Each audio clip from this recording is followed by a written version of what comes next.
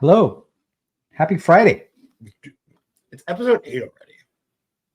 What? It's episode 8 already. Yes, it is. It is.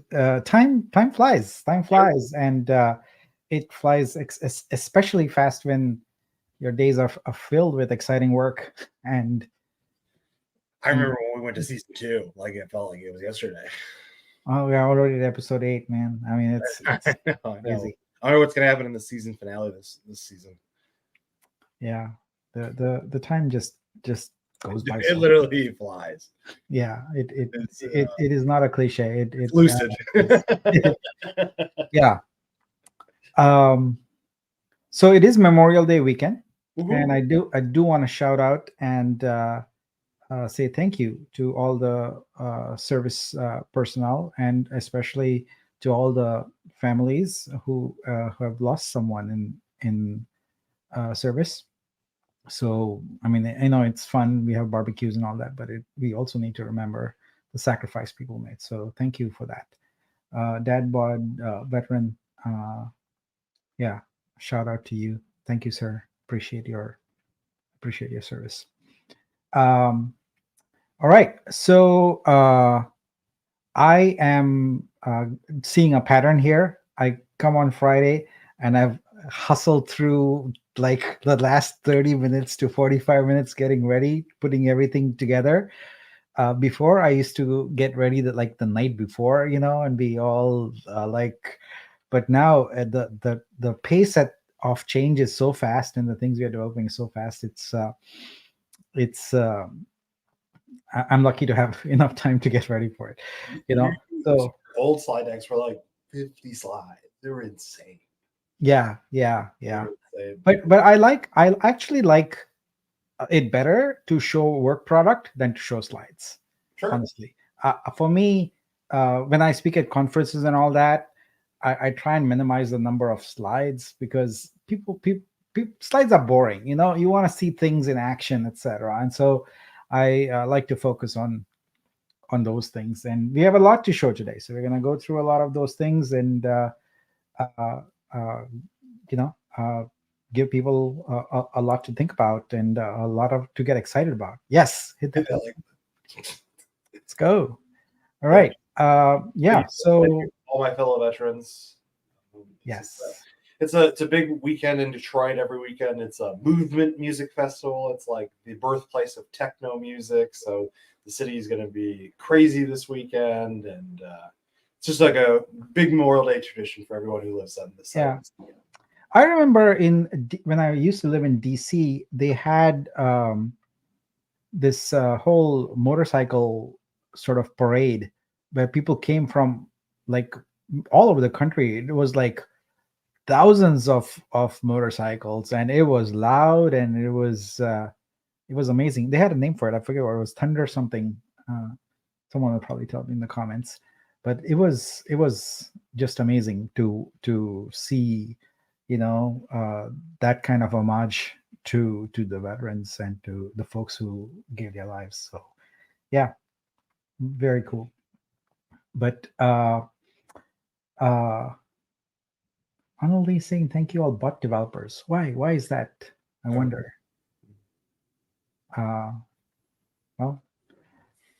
Well, we'll find out, I guess. Yeah, so I am going to demo a lot of things today, and I'm excited to do that. Oh, Rolling Thunder, that's it. Thunder. I knew it was Thunder. Rolling Thunder. You're right. That was amazing. Yeah. All right. So I think we can get going here, and I can. I'm gonna get my computer ready here. It's almost there, and let's get going. I need to start by adding my thing onto the stage. All right, here we go, folks. We are back again with another episode of Vitruvio Download. This is season 3, episode 8. It is May 24th, 2024. I'm Nick Kalyani, a founder and CEO. And in this download, what we do is we review the events of the past week and what is coming up in the week ahead. Really excited to see you here. There's a lot of exciting things coming up, and I can't wait to share all of those with you. So let's get going. I'm going to start with the protocol. So we have a protocol team, that a validator team that is just going crazy. They are continuing to add validators, and now we are at 218 validators. So really, really excited about this. We are getting as decentralized as we can be. The more we add, the more decentralized we get. So speaking of that, what we want to do is get even more decentralized, because there are still some points that we feel can be central points of failure. So we want to eliminate that. So one of those is our boot nodes. We just have a couple of boot nodes. And what we want to do is, now that we have 218 validators, and with a lot of them having really stable environments, we want to extend our boot nodes and make them available from this set of validators. So that's happening. We also want to have alternate RPC nodes, alternate Explorer nodes, and happy to have conversations with any organizations that host validators, etc., who would be interested in running RPC nodes and Explorer nodes for us as a paid service for the community. So that is happening, and I'm really, really excited and really grateful to the validator team for their continued persistence in making sure this happens. Every time we add more validators, there is a greater, the bar goes higher for signatures, right? Because you need 51% of the existing ones to sign. So it is, I'm sure, time consuming, but we have a crack team working on it, and I'm grateful for their service. Thank you so much. All right, now let's get on to talk about tokens. So there are several tokens we want to talk about. So the first one is USDC. So as I mentioned, the past couple of downloads, everything is verified and is approved by Circle.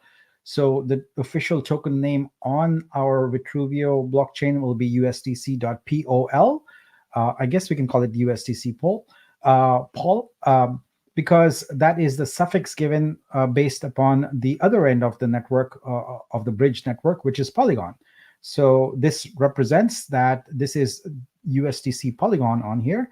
So the deployment testing has been completed and fully verified. And what we are going to do is we want to expedite getting this launched.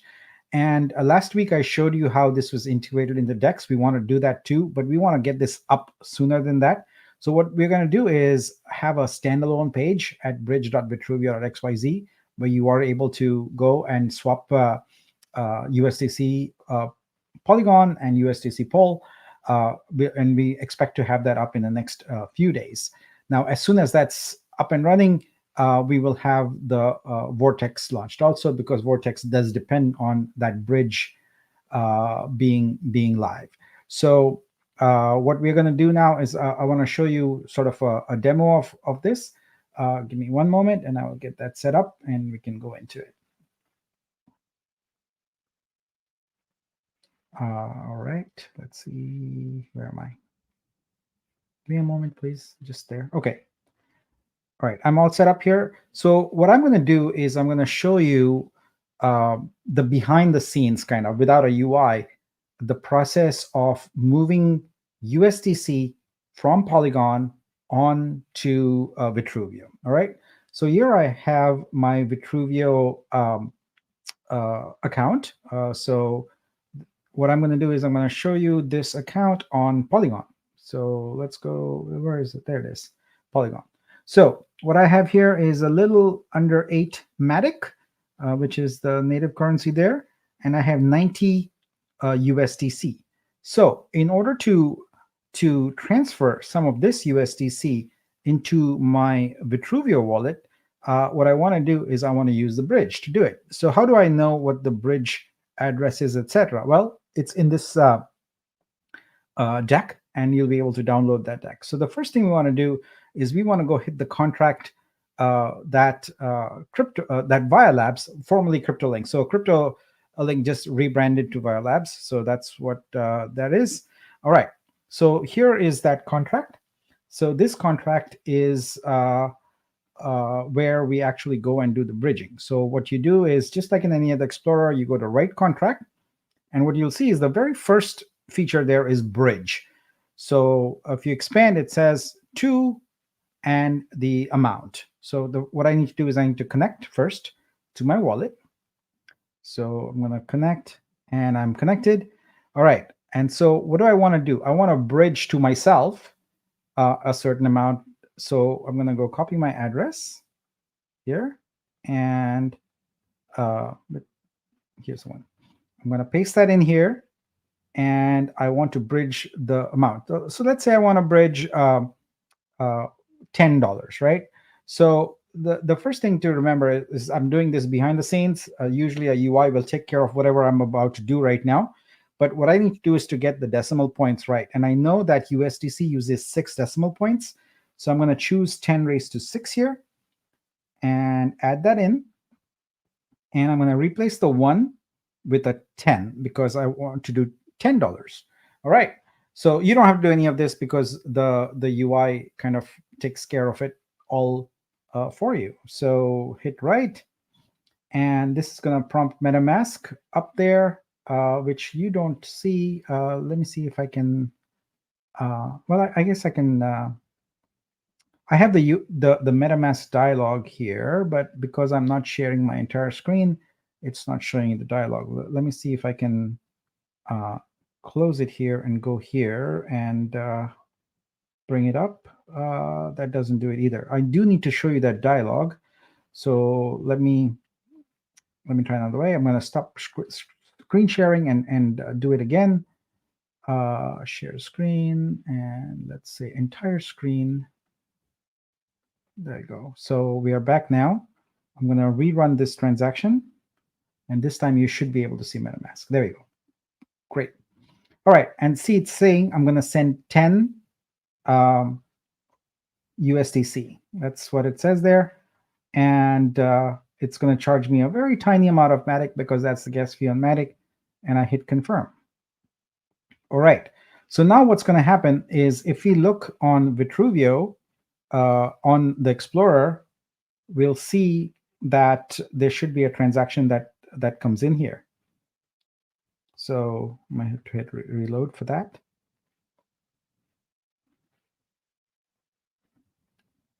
So I initiated this on Polygon, and actually I should also look on Polygon and make sure that the transaction is completed. Yeah, it's confirmed. Okay, so that's confirmed. Here's the transaction on Polygon, and now we go to Vitruvio and we wait for that. There we go. It came in. So this is the bridge transaction of the funds coming over. So the easiest thing to do is to look in the wallet on Vitruvio and see that the token is there. Now, right now I'm on Polygon mainnet. Let me switch to Vitruvio. And now you can see that I'm on the same account, but I don't have the tokens visible yet. So I'm going to say import tokens and ask for a contract address. So I want to put in there the USDC Pol contract address, which is this one. Let me go here, copy this. Whoops. I'm not doing a very good job of that. Okay, let me just do it from here.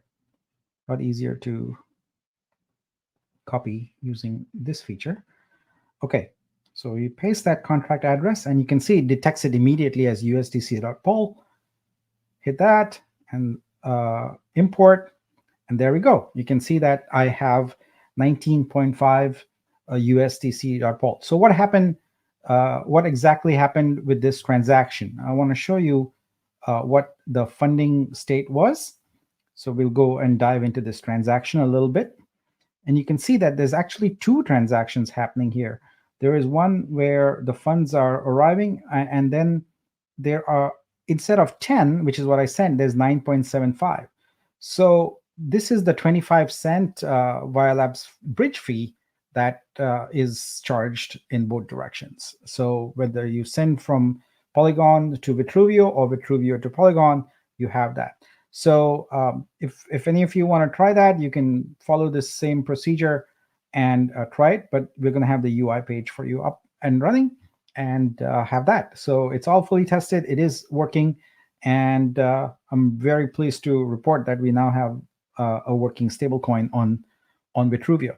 So that's that. And again, this DAOload deck is available for you. So all the contract addresses, etc., are available.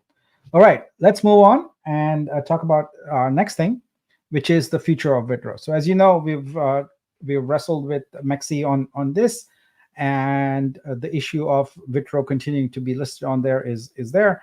So we continue to converse with them, and one of the challenges we run into is that they are basing their decision based on the network state from 2 months ago, when we were just scaling up. We had 2 nodes and we didn't have enough validators, etc. And they had a node that was not connecting to our boot node for whatever reason. So since then, as you saw, we have 218 validators. The network is super stable, but we continue to have them look at the prior state. And so we'll continue the conversation with them, but we are resolved that that's probably not going to go much further. So what we are doing is, and the reason I kind of focused on USDC poll is that we want to expedite that. We now finished our testing, and the implementation is underway. Next week, you're going to have the bridge page live and be able to do this. So we will also introduce USDC poll and Vitro pair on the DEX next week. So that way trading can resume, and it'll be fully decentralized. So for now, while we mull over the correct strategy to implement long term, this is the short term solution. So Vitro trading can resume with a stablecoin on, and it can easily be transferred to Polygon, from where you can have any exchange work with it. So that's kind of what we are looking at with Vitro, and I'm happy to have feedback on that. If people have, I've heard ideas tossed around that Vitro should be deprecated and just swap for Vitro, etc. Happy to listen to all those ideas and entertain them. But I feel like it's important to have this token around. It represents the DEX token, and we want to keep it, and we want to continue to make it thrive. So that's the story on that. Now, with wrapped Vitro listing, remember, we cannot list Vitro directly because of rebasing. So we're going to list a wrapped version of it called wrapped Vitro. So we are in a fairly advanced conversation with a tier 1 exchange. We are in Telegram. They are daily asking us for more information, and we are providing it. So that conversation is moving on quite well. So we've provided them information on our tokenomics, on liquidity, on the various allocations, on cliff and vesting schedules, and all of that. So ultimately, it is up to the exchange to make a decision, but we are doing all we can to ensure that we can have a wrapped Vitro listing as soon as possible. So that is the story on wrapped Vitro. And now let's go on and talk a little bit about Poet.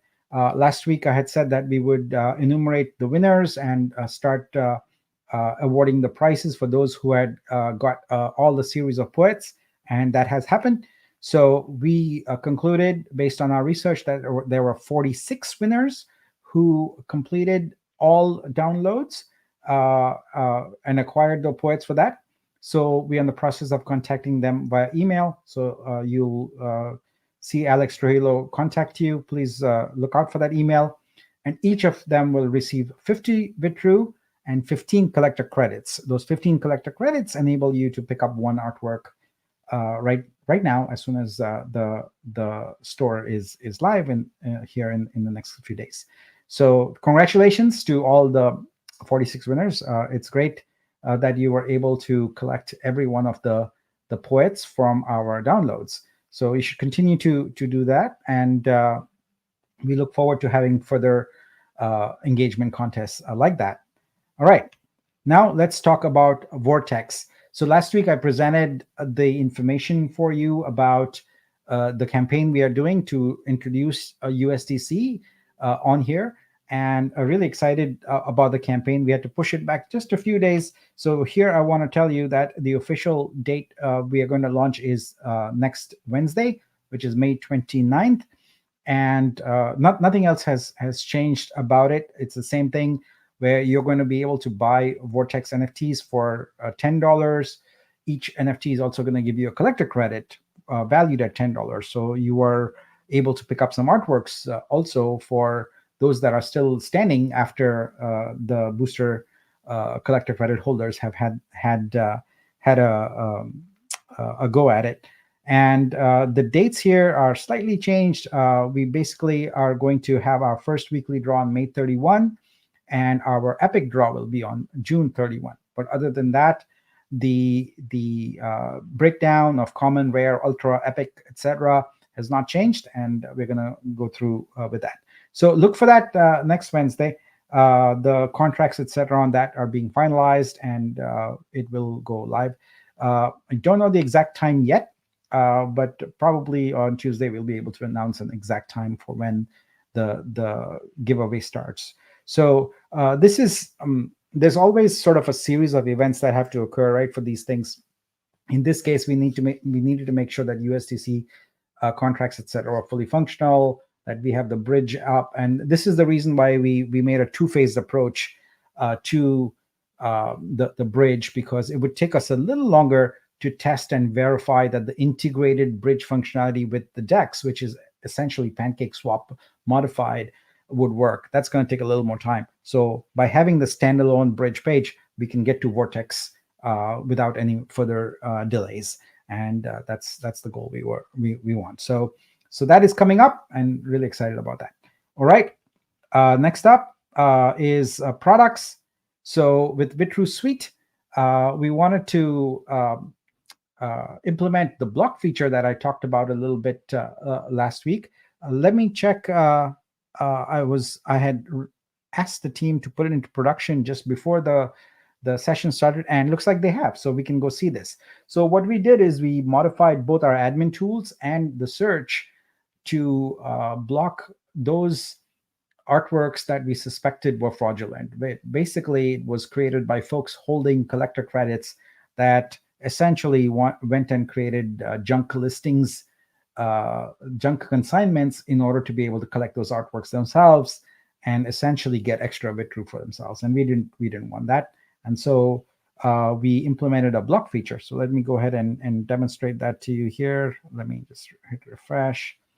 All right, so here's our search, and the artists continue to add to consign here. So that's great. The numbers continue to grow up. So the way the block feature works is you go here, and at the very end, there is a card that says show additional assets, including those that may be of low quality or offensive content. So when you click on that, what you're going to see is your page is going to reload briefly, and you're going to start seeing these junk ones. So we are in the process of continuing to curate and get rid of them, but that's basically what you're going to see. So there's more of them, and you will see them appear here shortly, and you can show and hide them. So our goal is to continue to monitor, and as we find more of these issues, we will kind of bring them to the surface. So let me take a quick peek at the comments here and see if there's any comments about all these things here, and then I can continue with other things here.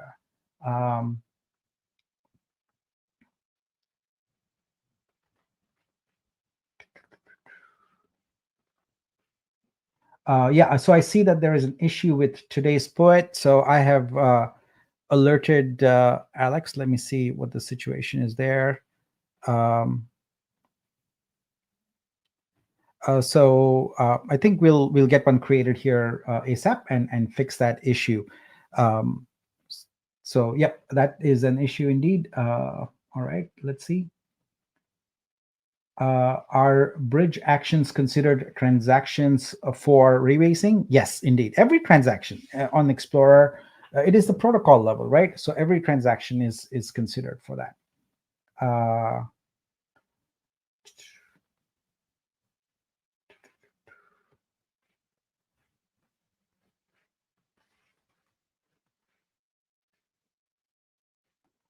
And Aris says now new projects can jump in on Vitruvi using USDC. Absolutely, yeah, that's the plan. So we have a clean pathway to swap, and also to exit via Polygon.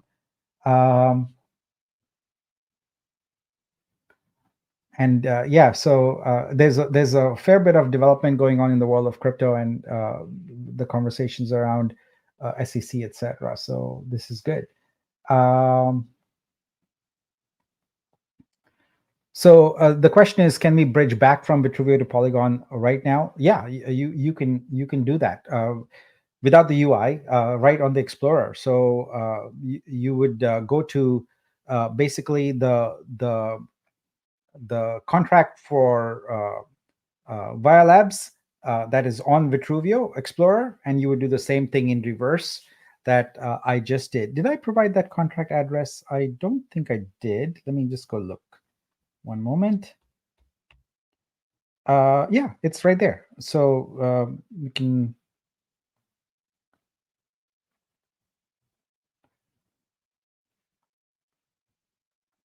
All right, there's code there. So you can do the same thing. But again, like I said, we're going to have the UI up there. Looks like they haven't verified the contract yet. But so there isn't a UI, but you can only do it with code. I see that. So it is possible. You just need a UI for it. So we'll stand up that UI page that I talked about very quickly, and you'll be able to do that. And let's continue now. All right. So when will all the Poet emails winners be sent out by? I think Alex is sending them out already today, so they should be done over the weekend. All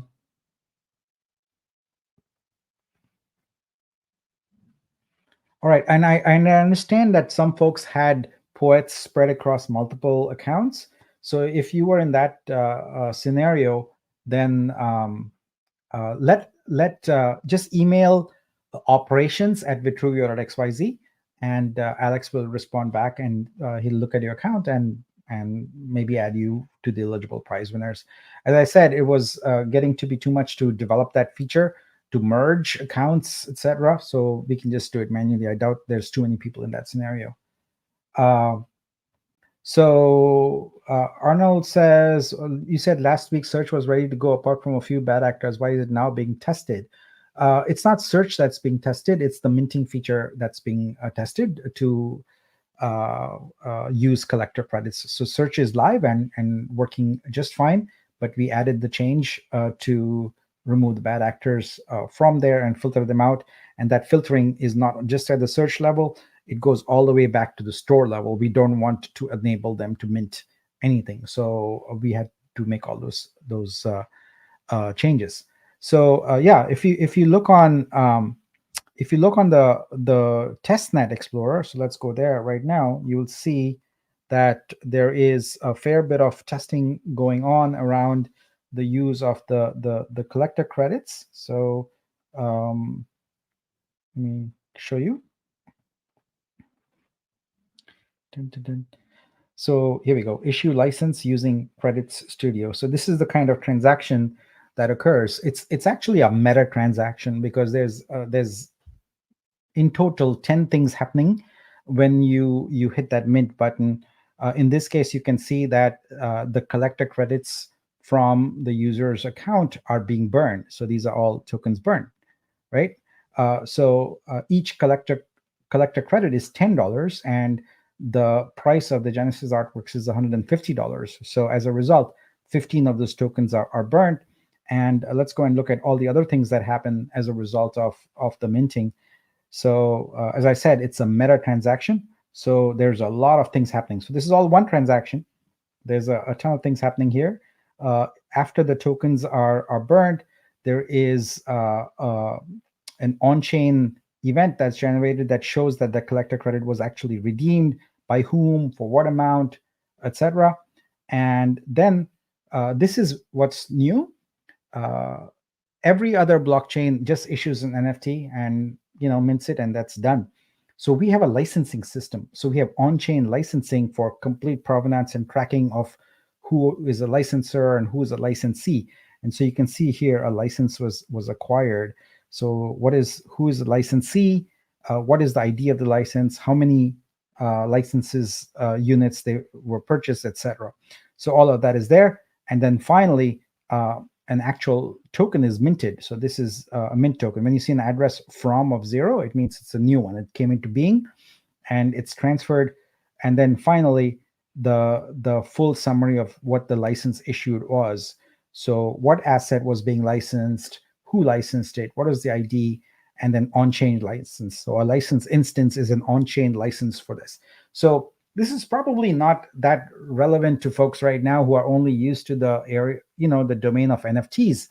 But we are building for a future where there are assets of any kind, of course, creative assets that can be licensed by anybody in any volume. So we want it, for example, we want someone's entire photo, stock photo collection, for example, maybe it's 1 million photos or whatever, to be licensed. And that shouldn't be 1 million transaction. It should be one transaction with 1 million units in there with the price, etc.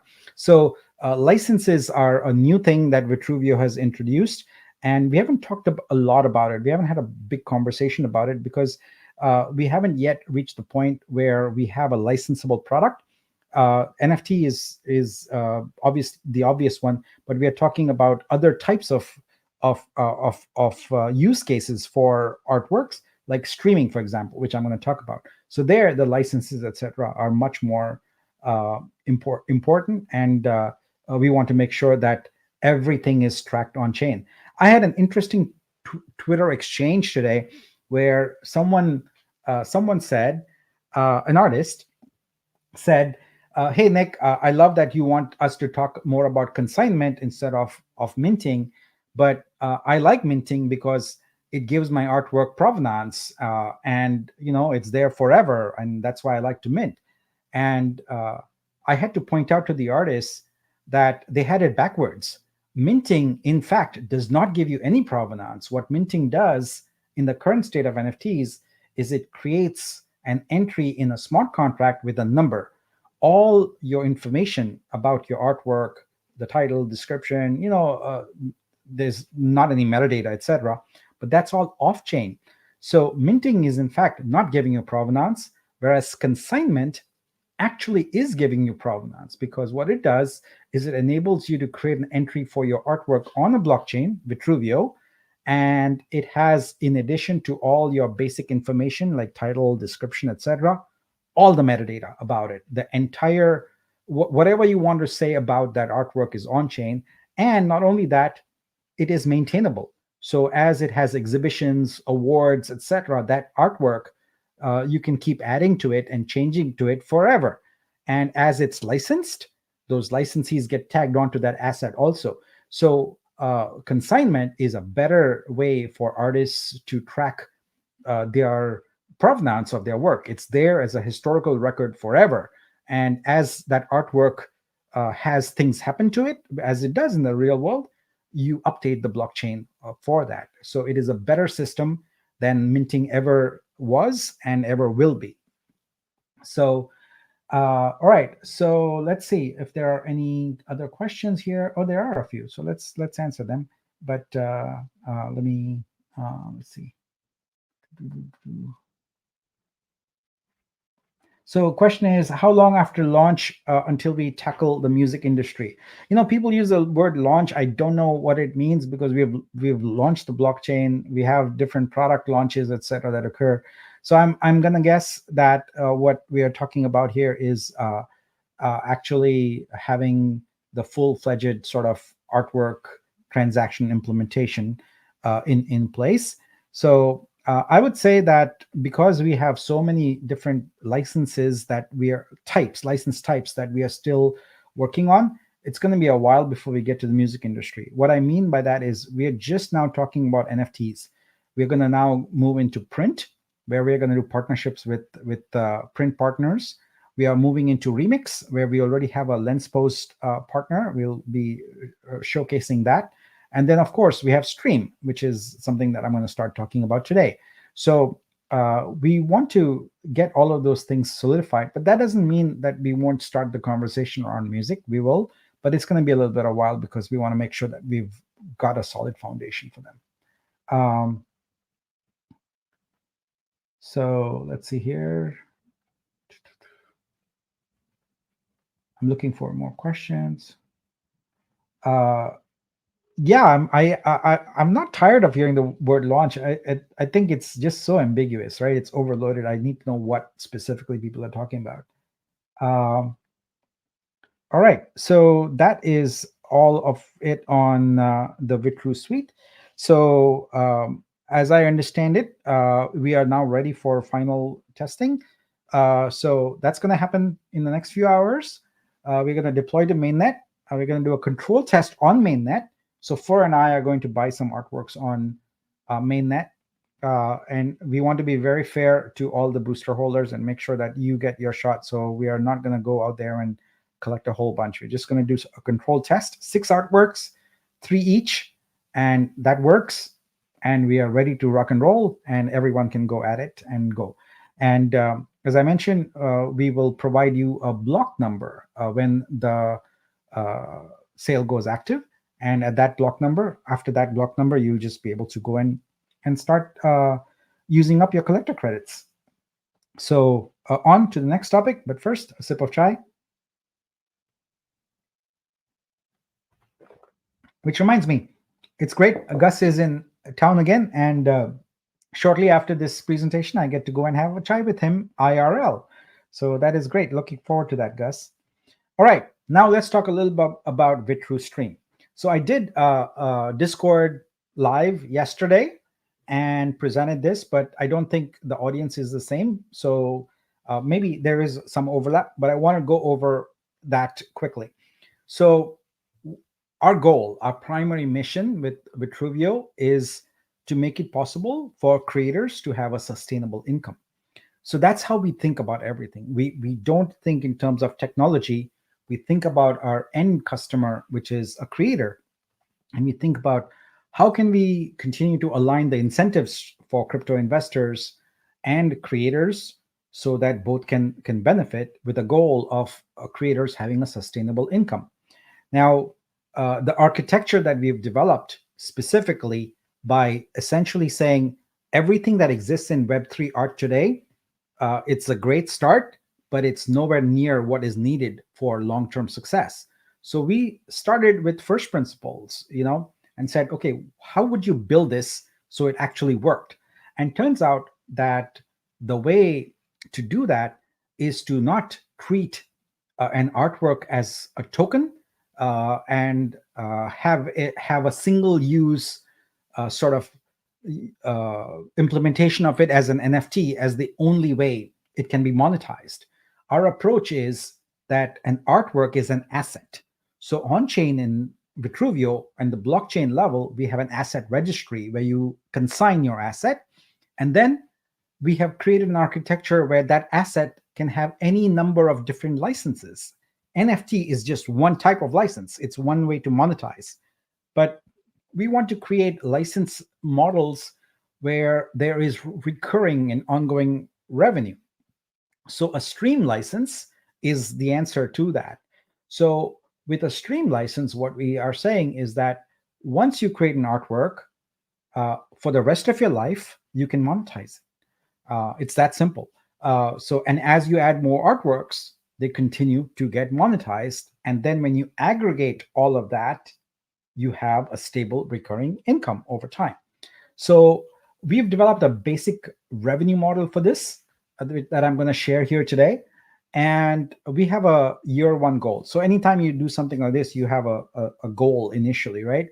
So we didn't want to have some outlandish, huge, crazy goal that was impossible to achieve, because first of all, this is an emergent market. The displays that are being developed, that people are buying to put in their homes, to put in lobbies of restaurants, hotels, airports, all of that, that's an emergent market. And we want to really be the blockchain and the organization that caters to that at scale. There's a number of organizations right now that provide sort of art streams on a very limited basis. But I subscribe to all of them as part of the market research for this. I have subscribed to all of them. I've been through the UI, I've taken screenshots, everything. And the UI leaves a lot to be desired. The user experience is not that great. But more importantly, the content is very constrained. So one of the things we can do by way of having an asset registry and really potentially an infinite supply of art is to really have a catalog of art that really makes streaming viable at grand scale with millions of subscribers. But that can come later. In year one, we want to target 10,000 artists, 20 I made a typo there. I'm sorry. It should have 25,000 subscribers and 2.85 million in revenue. So that's kind of what we are targeting. And what I want to do is I want to walk you through our financial model, how we are thinking about it from a subscription standpoint, and how we are thinking about it from an artist income standpoint. So let's go and look at that. So here is my spreadsheet, and you can see the same spreadsheet by going to vitru.xyz/stream-revenue. You can hop on and follow along. All right, so let's start analyzing this model. So the first thing is that we have a curator fee. The foundational element of this, in addition to the artists, of course, are curators, right? So what we want to do is we want to rely on community curators. Who can be a curator? Anybody. Anybody can be a curator, and the market will decide if you're a good curator or a bad curator, right? So we have a fee of 10%. So 10% of the revenues that you're going to see here are essentially go to the person who took the time to curate together a playlist. Now, in your mind, if you want to think of a model without the revenue sharing part of it, because it's kind of not there yet, is Spotify. So if you think about people curating playlists, etc., on Spotify, etc., that's what we want. But in terms of the payment of the creators, Spotify does not do a good job of being fair. We want to be fair, and we want to make sure that artists are well paid. So curators is one fee. The next is an affiliate fee. So an affiliate could be anyone, someone who referred someone to the subscription service, or it could be a partner. So we intend to have partnerships with frame manufacturers, etc. And so there's an affiliate fee there. And then there's a platform fee. So the platform fee refers to a Vitruvio fee. In aggregate, that affiliate plus platform fee is 15%. And we designed it that way where that line between the affiliate and the platform is malleable. We did that because we have to negotiate different terms with different manufacturers. So you can think of 15% as a pool that is split between Vitruvio and a partner. And so that total becomes 25%. So those are the fees that are there for the whole service. And the income for the creators is 75%. All right, now let's see what that income. Before we go to the income for artists, let's talk about crypto investors. So one of the things that the stream income is supposed to do is to provide a recurring income for crypto investors also. How do we do that? Well, the simplistic way we are thinking about it right now is for people to stake their Vitru coins. So we will allocate a portion of that fee that comes to the platform to operating capital, because this requires marketing, this requires development, this requires everything that any product requires, right? So a portion of that goes for operations, and the remaining of it is available as revenue share for crypto investors.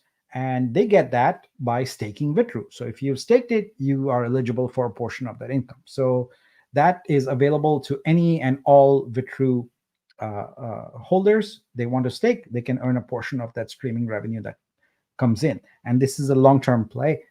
So we intend that this will continue to be there. Of course, the numbers are small in year one, but the idea is to get to millions of subscribers. And so we get to really have meaningful revenue share and recurring income for Vitru holders. All right, so now let's talk about subscribers. So as I said, our goal is 25,000 in the first year. That's the first year run rate. What that means is by the time we get to the end of the first year, we are on a trajectory to keep on growing with that run rate. Now, how does that work? Well, we want to have subscribers in 3 tiers, and this is fairly normal for any kind of subscription service where there are tiers. We haven't named the tiers yet because we didn't want to get caught up in marketing speak with this. Focus on the numbers. So there's a level 1, level 2, and level 3. The level 1 price for subscription is $4.99. Level 2 is $19.99, and level 3 is $49.99. Now, of course, we'll be doing more market research on this. We'll be doing more modeling on it, but you can expect that the price that we launch with will be approximately these numbers. They may not be precisely that. They might be adjusted a little bit. So if you look at our projection for how the subscribers are distributed here, so we expect that 80% of the subscribers will be at level 1, so at the lowest tier, $5 a month. And the highest tier will have approximately 5% of the subscribers. So now this doesn't take into effect things like churn. When you have a subscription model, you have subscribers drop off, new ones come on, and that's an ongoing part. And there are models for considering that. This also does not, this spreadsheet model you're seeing here focuses on revenue. It doesn't focus on expense, because if in expense, we would have to put in customer acquisition cost and marketing costs and other things like that. But we are focused on revenue only. All right. So based upon this monthly subscription and the number of subscribers, we have a target revenue every month. And then we split that up. We split that up into monthly curator fees, affiliate fees, platform fees, and creator income.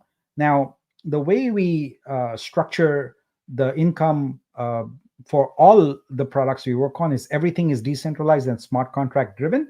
And the way we think of income is that any income due to anybody gets dropped into their vault. So all creators have their own vault, which is a smart contract, and it gets dropped in there, and the creator can come and claim it whenever they feel like it. But for safety and security, it stays in their smart contract vault. Therefore, it can't be hacked and stolen, because you need multiple wallets in order to be able to claim it. All right. So based upon this, we are looking at creator income on a monthly basis for the aggregate in the range of $74,000 all the way down to $46,000. So annually, that represents about a total revenue of $2.8 million. So that's where I had the goal on my slide. And so the aggregate creator income is going to be about $2.1 million. So for our 10,000 creators that we are targeting in year 1, we are targeting an income that goes directly into their pocket of $2.1 million.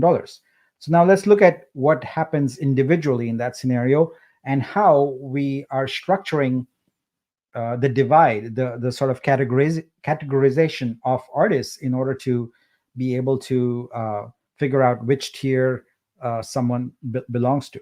So the first thing to understand is that the artists and the artwork that you find is going to be available only at a certain tier. So for example, level 1 subscribers will see tier C artists. What that means is it's inverse, right? So the lower tier level is level 1 here, and they see artists that are the lower tier. How it's not the artists themselves, it's the artworks. So we are not going to be able to make subjective judgments about artists and artworks. The artists themselves are going to do it for us by setting prices. So what we are going to do is we are going to say that a tier C artwork is at this price threshold or below. A tier B1 is at this price threshold or below. So artists themselves will set their artworks at their prices. And then keep in mind that these playlists for streaming are being curated, right? So it doesn't matter if you're an artist that is a junior artist that's just coming on board and you set your artwork at, I don't know, $5,000 or something like that. That doesn't mean, first of all, anyone's going to pay for that, or B, any creator is going to take that seriously and say that, oh yeah, that is actually a sort of tier A artist. You know, they won't look at it that way. So it's up to the artists to be honest and to create artworks that are priced fairly and based upon what the market will bear. So let's say that you are a tier A artist. So what that means is that your artwork is primarily going to go to level 3 subscribers. That means at the higher price point. And what we did was we kind of estimated what your curation rate is going to be based upon the tier artist, right? So we conjectured that the curation rate for tier A artists is going to be much higher than tier C artists. So you see here in this column that 90% of the artworks created by a tier A artist are going to be selected by a curator for a stream, whereas for a tier C artist, only maybe 20% of their artworks are being selected. So obviously, how many artworks you create is now going to be a factor. So that's what's here in this column B, artworks per year. So a tier A artist is likely going to take a month or a little more than a month per artwork, and we expect their productivity output to be around 10 artworks per year. On the other hand, if you go down to tier C, we expect that they'll be cranking out artworks much faster, and maybe 4 or 5 per month, and so they would have as many as 50 artworks per year. But the fact that they have a large volume of artworks doesn't mean that all of those are going to be selected, because the curation rate is lower. So now you have an idea of sort of how we are going to approach the curation and the artworks. And I know there's a lot of detail in addition to this that's going to go in, and we'll share that as we develop that. But for right now, I just wanted to share the financial model. So based upon the productivity, based on the artworks they created and the curation rate, we have a certain number of artworks that get selected and become eligible for payment because they are being streamed. So based upon our subscription revenue and based upon the fees, we now have a monthly income target for all the artists that are in the mix here. So we calculate that, and then we divide that down, and we have an income for each artist, a monthly income for each artist. Now, these are small numbers, granted, but it's year one. We are greatly constraining the volume, etc., of things. So if you haven't sort of had a chance to work with a startup before, you should know that that's how startups operate. Like, it's in terms of revenue, visually, you can think of a graph as a hockey stick. You start off with low numbers, and then you reach an inflection point where you've figured out product market fix, you've figured out who your customers are, you figured out how to market to them, and then you implement those things, and it takes off and becomes a hockey stick graph curve, and that's when you get into the millions and millions of dollars of revenue. So this here, the green cell, is important because for our test, our one first year experience test, what we want is to have a tier A artist have an annual income of $1,000. It's not huge. They probably doesn't move the needle for an artist of that caliber, but that's our goal. This is passive revenue. They've done nothing, right, other than have their artwork and click, I want a streaming license available. We at Vitruvio expect artists to never, and I repeat, never do any kind of marketing. All right. So this is something that artists are doing a lot of right now. They're constantly spending, 85% of their time promoting. Well, that 85% of your time on Vitruvio is back. It's all you. You can use it to create, because we are building the infrastructure, the processes, and the mechanisms to market your artwork and distribute it. We want everyone else to be marketing for you, not you. So as an artist, your job is to create artworks, and that's kind of how we think about it. So this is passive income, and that's kind of how we are thinking about it. So this is kind of the year one sort of scenario. If you want to kind of project this out, please clone this spreadsheet, and you can see like I have a future tab here where I said, all right, what happens when we get to 2.5 million subscribers? What happens when we have 25,000 creators or maybe more? Well, then you can see that now the numbers are certainly moving the needle type numbers. you have an annual income of $45,000 almost at tier A, and $4,491 at tier C. Now, these are achievable numbers, and this is in a lot of countries a very meaningful salary, and this is especially true for even indigenous artists, etc., who don't have nearly this level of income. So while this is happening, you have to note that investors are also profiting from this. So now the platform fee here combined with the affiliate fee is about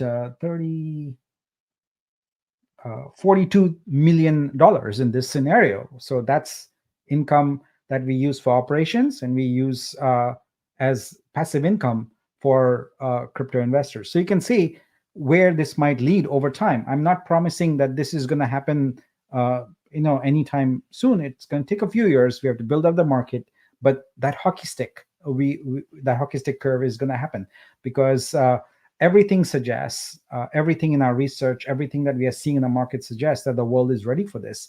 So we still don't have that exact product market fit. We will get there as soon as we actually have this shipping product and we start looking for subscribers and start looking for partnerships with frame manufacturers, etc. But it's all there. And remember one thing, folks, we're not banking on one license type as our core revenue. This is why we've created the architecture. So we have NFT license. So we have sales from that are coming in from marketplaces. We have print revenue that will come in when we have print partners, etc. Everywhere there is going to be a fee that the platform gets for orchestrating all of this, and that fee goes to the creators and goes to the crypto investors. It's always divided up so that a rising tide will lift all boats. That's an open source philosophy, but it applies here really, really well. So this is the initial streaming revenue model, and I want to emphasize the word initial. This is how we are thinking about it. We are going to embark on building out our streaming product starting June 1st. So that allows us to sort of put our current thing behind us right now, where we have the NFT minting, the collector credits, all of that in play. And so we let that run its course, because there's going to be thousands of new artists who are going to come in. There's $1.5 million of collector credits out there. So there is a revenue for those artists, and we're going to let that play. We do have to add some features there. For example, we need to add a feature where creators can list multiple artworks and things like that. So we'll get there on those. But our implementation of streaming is critical to the success of this platform, because we expect that this is going to be a very, very big source of revenue.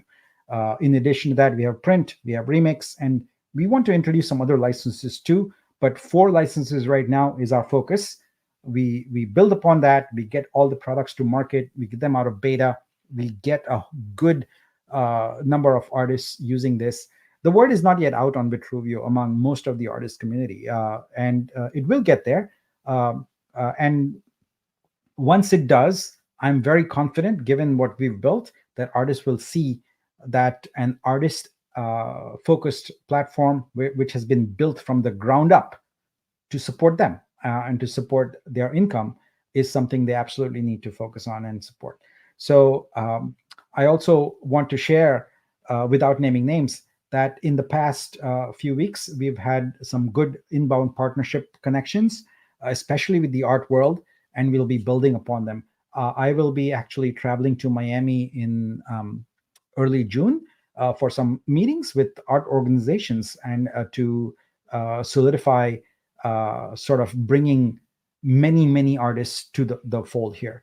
I'm reluctant to share any names here because of the fact that there are some folks in our community who would like to sabotage those talks. So we don't want that anymore. So until deal's done and things are progressing, we'll continue to just tell you what's happening, but not reveal too many names.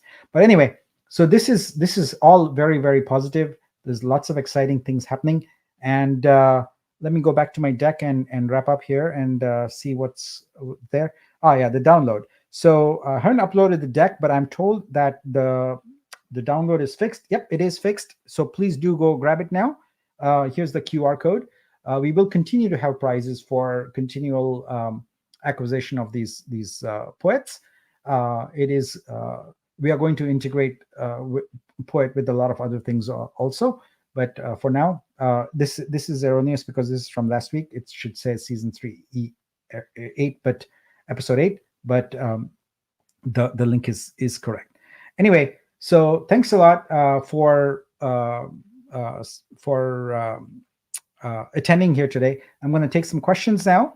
Zach, if you come on here again, we can talk about some of these questions and answer any discussion points that are there. What's up? All right. So let's see. You've got a couple starred. Yep. All right. So what constitutes low quality? One of the pieces is a photo of a handmade painting done by a family member in the same household. Who do I contact? Yes. So we expect that there will be some false positives. Please contact Fur. You can reach her on Discord. That's the easiest way to get a hold of her. If you're not on Discord, she's available on Twitter, etc. But I think the best thing to do, actually, having said that, is why don't we set up a channel on Dreamverse where people can go and talk, a group rather is what it's called. So, but since we don't expect too many folks for right now, please do contact her and you can get this issue resolved. All right, I've never had any Trust Wallet issue at all until now. It's saying node connection error and the network is now gone from my Trust Wallet. Was there any RPC change at all? I'm concerned. I'm not aware of any RPC change at all. And I've been transacting here. I even transacted here live with using rpc.bitruvio.xyz. So I wonder, is it possible that you had something that was not rpc.vitruvio? Because I remember for a period of time it was an RPC2. Yeah, but we are just using rpc.vitruvio.xyz. So to my knowledge, there is no issue, and everything is working. So I would look at DNS as the culprit on this. So Ganesh Yoga asks, will the purchase artworks be visible on the NFT scope page? Thanks for asking this question. This is actually an important question. So as you purchase the artworks, you want to be able to view them somewhere. And we currently don't have a single point of access for that. So you are correct. On the Scope app, when this is launched, the Scope app will also have a new release with an NFT page where you will be able to view the NFTs you have acquired. Now, there is one challenge there. The challenge is that typically it's really simple in for example, MetaMask or something like that, to add a contract address for a marketplace, and then you can see all your purchases on the marketplace. But we don't have a single marketplace. We have, at what we would consider right now, I think there are about 1,000+ artists that are there. So we have 1,000+ marketplaces. What I mean by that is every one of them has a contract, and the artwork actually gets minted into their contract. So if you were to buy from 5 creators, you would have to add 5 different contracts into your MetaMask to be able to see those. And so that's not efficient and not practical at all. So we will create that page in Scope to allow that to happen. But I fully expect that someone in the community over time will create a really nice NFT viewer application that handles that really well. So the challenge is out to developers. If you want to do that, I'm sure people will be, you can have a free level and a premium level there and make some money. Will Stream also use QR codes so that passerbys can scan and make purchases easily? Bass, you're thinking just like the way I do. All right, so I'll just share sort of what the Stream product is going to look like. At each tier, you're going to have a limit to the number of devices you can stream to. and we'll provide a UI for you where you can choose the devices and you can choose the streams, the playlists that you want for each one. And for each one, you can choose the transition effects you want, the period of time where you want the artwork to be showed, also what on-screen information you want displayed, title, artist name, etc. How long do you want that to be displayed for?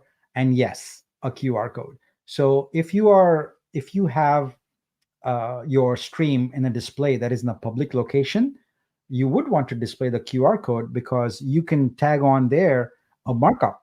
And anytime someone scans that QR code and buys, the artist makes money, but you also make money because you've got a markup on there. So we definitely want to have that, but none of this. See, you have to remember that the experience here is a very personal one, right? We're putting up a display in your home, and one of the big mistakes a lot of sort of set-top manufacturers, etc., make is that they don't give you a choice of what you want on the UI, and we want to do that. So you can customize that experience. If you want only the artwork and nothing else, you got it. If you want the artwork and the title, but you only want the title to show up for 2 seconds and then go away, you got it. So we want to give you a bunch of checkboxes and say, yep, I want that, etc., and customize the experience. And so QR code is something that will be available as an experience, as an option. Not only will there be a QR code for purchases, but also QR code for augmented reality. So you want to be able to scan that, see a viewer, and see what new content is on there. So yeah, we'll be doing that. All right, let's see.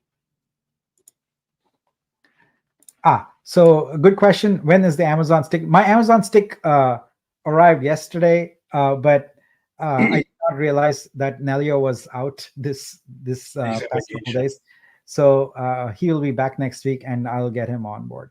So we are on track to clean up this month's roadmap. And actually, the team already did start working on the stream. I just want to have Nelio on this when we are ready to demo that. So I missed the stake part for stream. Will there be a separate stake or using the airdrop stake to get rev share from stream? All right, folks. So this is really important to understand. I have these downloads where I communicate information, right?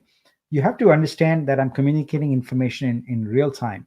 So what I showed you was a model for the revenue for our sort of streaming product. That streaming product has to be developed. And as it's developed, a lot of the features and of how does the staking work, how does the rev share work, all of that have to be answered. So right now I have no answer for this, but it will be totally separate. I can tell you that for sure. But how? I don't know how that will be yet. That's something we have to develop.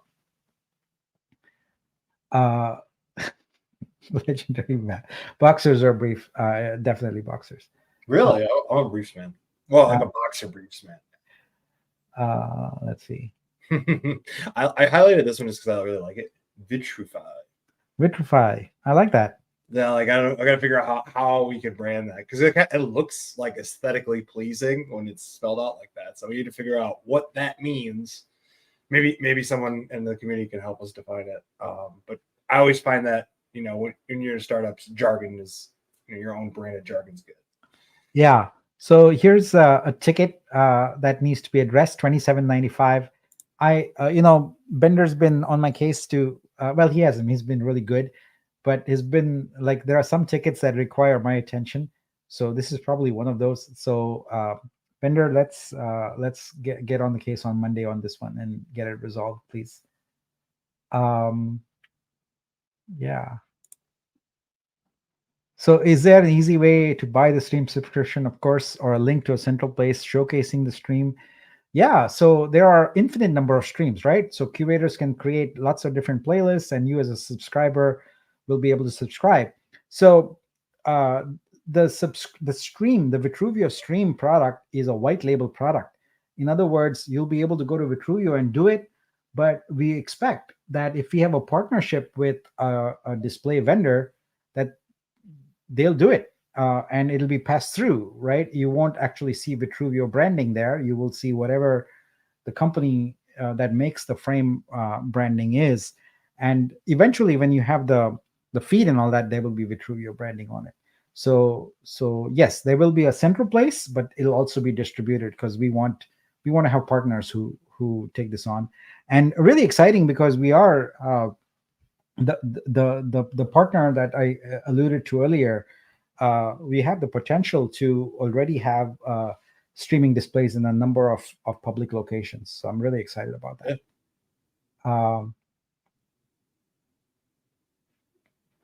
So Mr. Mark asked, what percent of the 10% do stakers get? So I actually feel like that is not a decision that should be sort of centrally made. It should be voted upon. So I think we'll do that. Now, having said that, I want to make sure that we provide the community with what the expense information is, because everyone will vote for, I want 10%, right? But that leaves no money for actually building and supporting the service and marketing it. So we'll have some expense projections, and then based upon that, we have to make a good calculated decision on what the revenue projections might be, and then what the rev share should be. So anyway, I think we've gone through all the questions here. I'm excited to go and finish testing, because we are about to get on and finish that final round of testing. You can watch us on testnet. You can see the tests happen shortly. I don't know what time exactly it's going to be, but within the next couple of hours. I do know that in 45 minutes I'm sitting down with Gus to have a chai.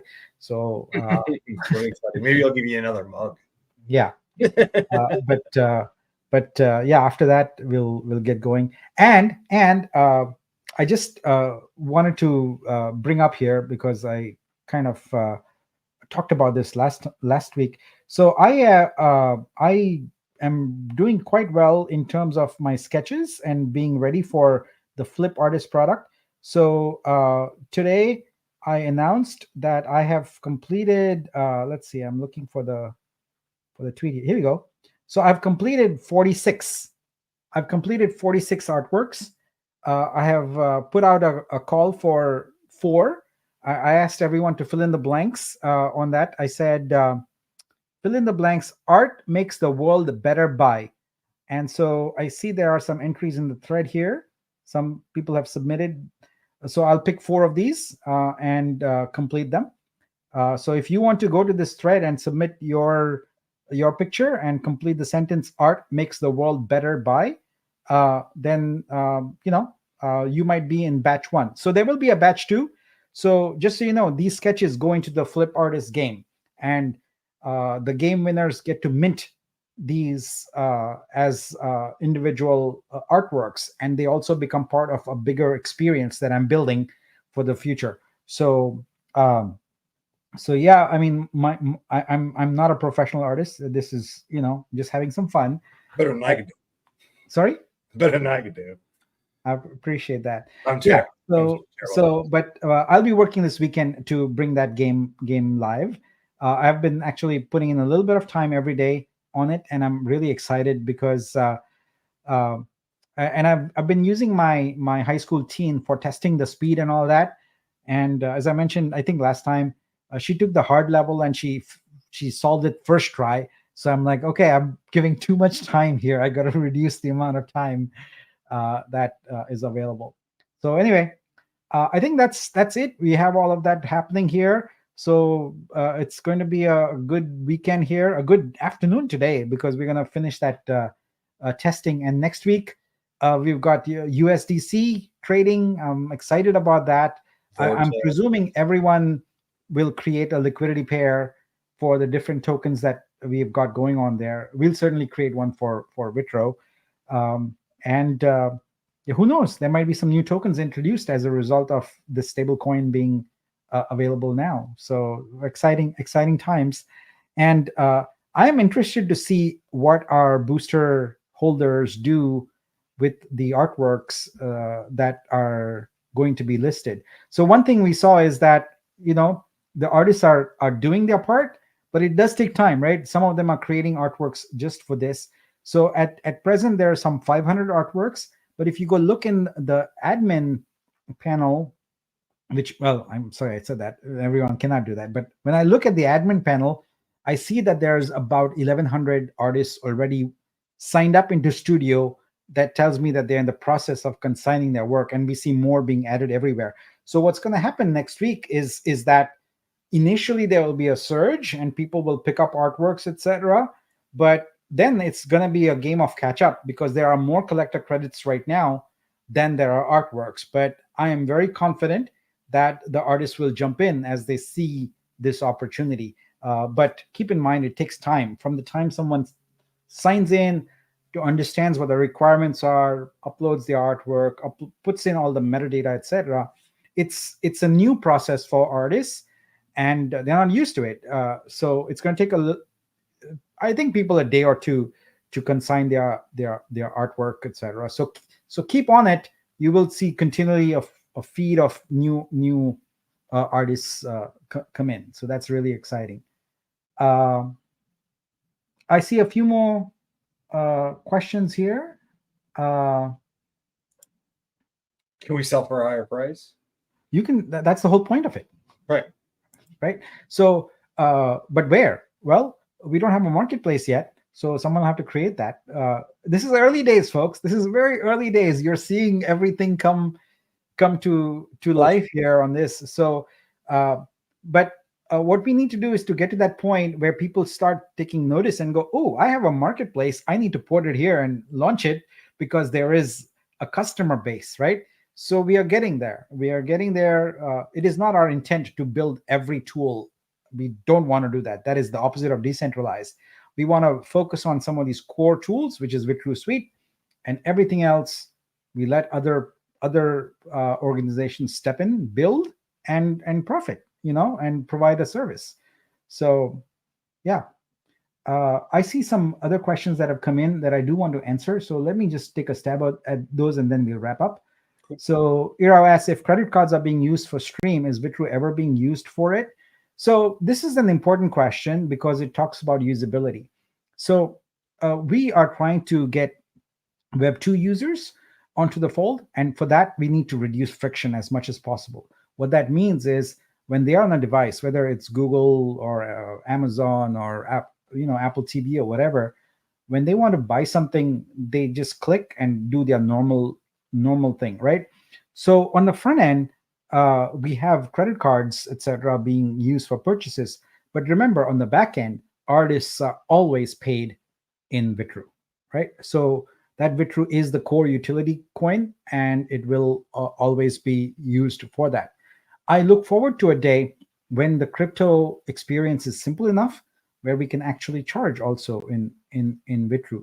But if you look at the screen here right now, you can see that everything is in US dollars. So that's another conscious decision we made. If you go to Foundation, if you go to Object, Exchange, etc., you will see that the artworks are priced in their native cryptocurrency. We deliberately said, no, we're not going to do that, because one of the things is that with the volatility of crypto, it puts artists at a disadvantage and makes it difficult for them to sell, because one day their artwork is worth $100, and then because the cryptocurrency is so volatile and it changed, the next day it's either worth $25 or it's worth, I don't know, $2,000. Either way, it's not good, because the artwork hasn't changed. The market valuation of the cryptocurrency has changed. So buyers are not inclined to value artwork the same as what the cryptocurrency is valued, right? The shift didn't occur in terms of the artwork's value. So by having this in a stable USD right now, and we might change that to USDC or something in the future, the idea is that people, when they pay, they know this. We know what the prevailing conversion rate will be for Vitru to USD, and so we apply that and we compensate the artists. So I'm sorry that's a long-winded answer, but it's important.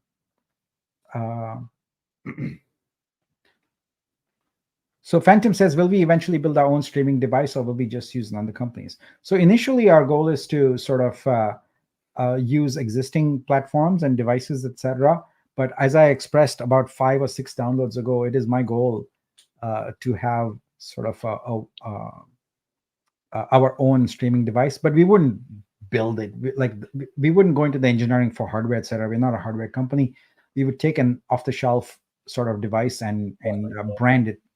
What we would do is the software. So the software on it would be ours, and therefore it would be our kind of streaming device. But you have to realize that, people are not just buying streaming devices every year, right? You choose one, and you have it, and then like you're an Apple family, or you're a Google family, or an Amazon family, or whatever, right? You have that on your equipment. And so if you're going to do this, it's because it's going to give certain benefits that you won't be able to get with other devices.